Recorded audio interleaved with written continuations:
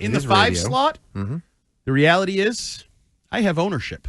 We've talked about this a little bit in the 5-year window since Tom Brady left. A lot of things changed. Ownership didn't.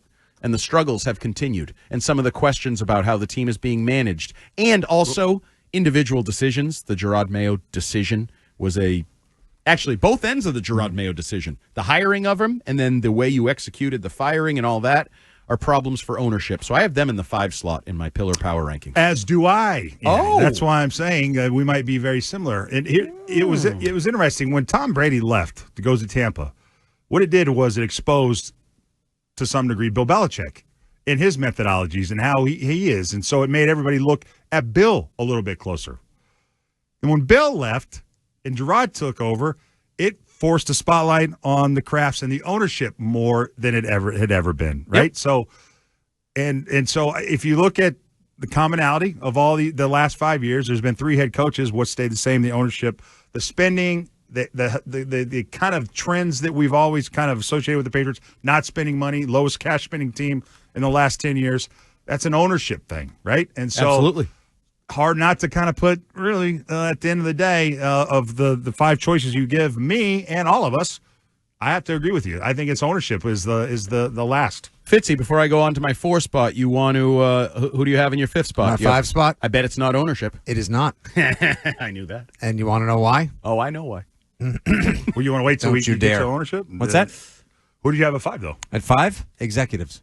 Okay. Because I will never, ever forgive anyone and everyone that was involved in last year's draft for after Drake May, the way everything went, signing those free agents, etc.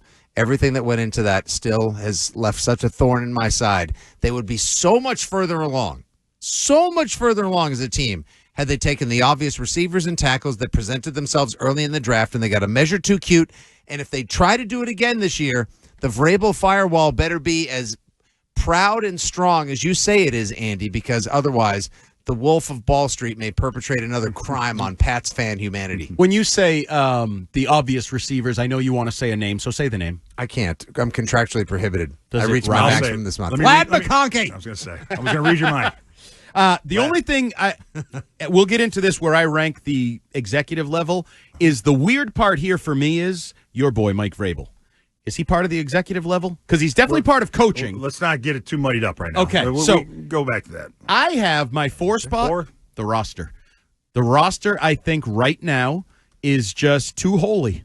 And not Sunday holy, it's Swiss cheese holy. And you don't have a left tackle, you don't have a wide receiver, you don't have a wide receiver 2. You don't really have you have Ramondre Stevenson. If he fumbles a lot again, I don't really know what you have at running back. Like, there's a lot of questions on the roster right now, mostly swayed towards the offensive side of the ball. So I have roster in the 4 spot. I got the executives in the 4 spot because they're in charge of the roster that you are critical of. So to me, the executives, I've never been that enamored with. Never. I agree with you guys. If you had said put Elliott Wolf somewhere, he might be in the 5 spot, quite honestly, to me.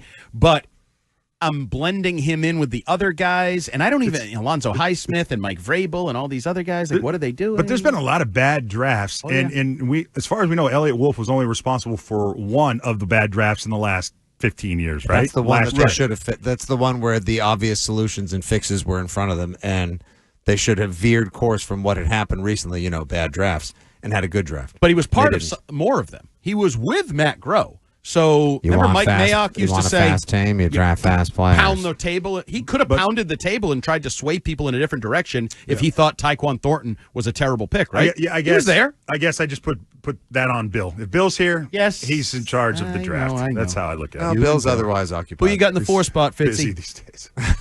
Doing beach yoga. Is that what they call it these days? Yeah. Yoga. Hey, honey, you want to go do some beach yoga? My feet are extended. You want to hop on, Jordan? What do you got? Ownership in 4. Okay. Yeah, I think we just we all understand. We've all outlined why they're close. Although I will say, 15 years ago, it would have been seen as blasphemous to say the Crafts are at the bottom of your confidence level, at the bottom because of all the winning.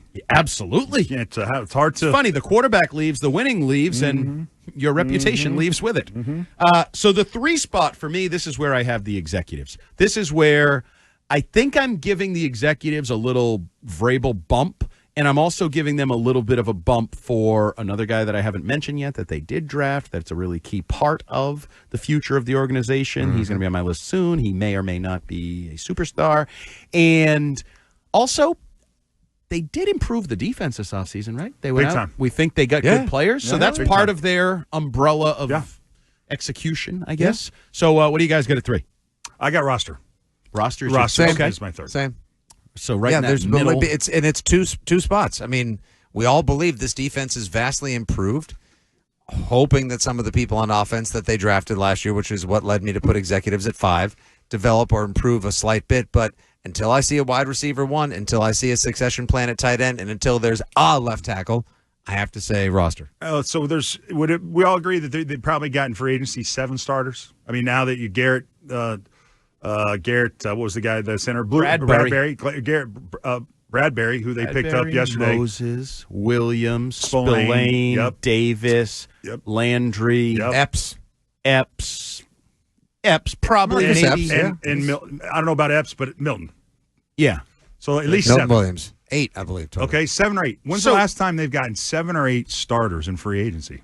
Well, Can I also ask you? At least 6, yeah.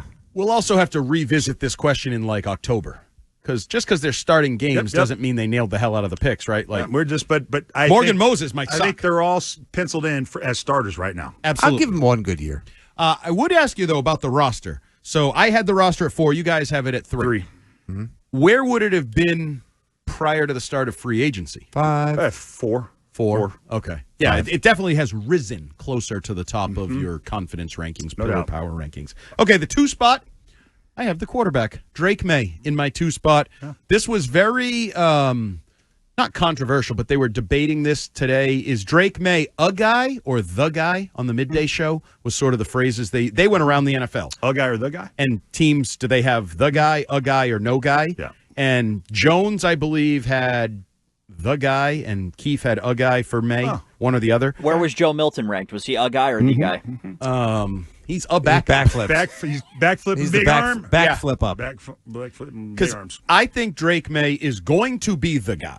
I think right now I'd probably, for the here and now, he's the guy. He's a guy. He is the guy. He is definitely the guy for the future. He's the man now, dog. He's pulling you in the right direction. He's taking you to the promised land. So I think Drake May is my second spot on the pillar power rankings. I got him on number 2, and regardless of what was it, Stiz that didn't like the fact that he didn't show up for the not good leadership. I'm cutting him some slack on that, Stiz, and this kid is the most important player in your organization right now, and it's not even close. And he is your future, and I'm just shocked that Patriot fans don't see that yet. Well, Ted, he only won 1 game, but he showed enough to me that this kid's special. QB1 on the depth chart, number 10 on his jersey, number 2 in our pillar power rankings. Oh, wow. So there's some unanimity in the number 1 spot. Real quick on Drake May, because you say Patriots fans, he has had I think, a crash course in the fan base.